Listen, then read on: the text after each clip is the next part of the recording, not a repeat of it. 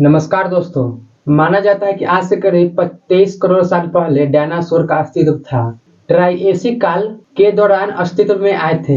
ये वे समय था जब धरती के सभी महाद्वीप एक साथ जुड़े हुए थे, जिनको बोलते थे हम पेंजिया। जी हाँ, जिसको हम बोलते थे पेंजिया। डायनासोर को हम यूनानी भाषा में बोलते छिपकली।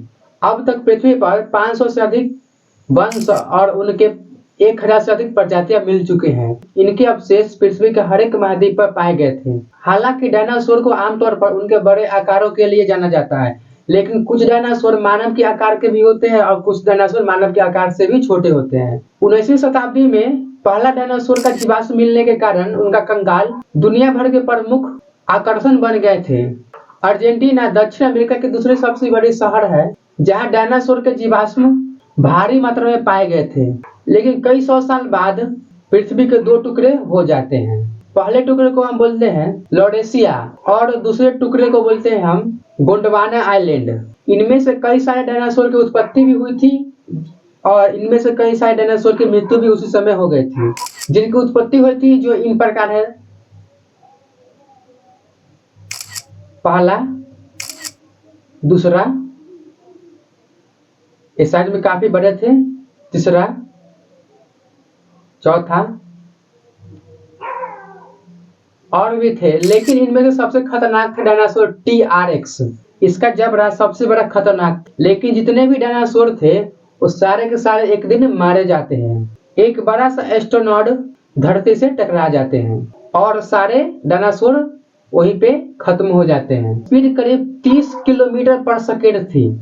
जब यह धरती से एस्ट्रोनॉट टकराती है तब इसके कारण वहां के तापमान में काफी गर्म देखने को मिलता है, जिस कारण से वहां के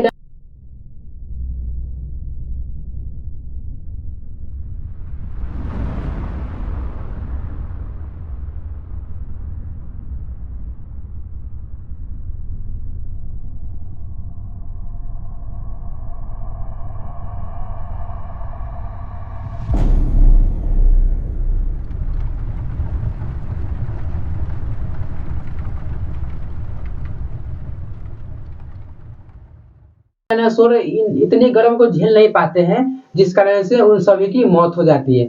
लेकिन उनमें से छोटे छोटे जो डायनासोर थे जो बच सकते थे वो अपने बिल में जाकर छुप जाते हैं। इसके बाद वहां पे सुनामी आती है, वर्षा होती है, जंगल में आग लग जाते हैं, जिनके कारण कितने डायनासोर की मृत्यु हो जाती है उसी वक्त, लेकिन वो सब बच नहीं पाते।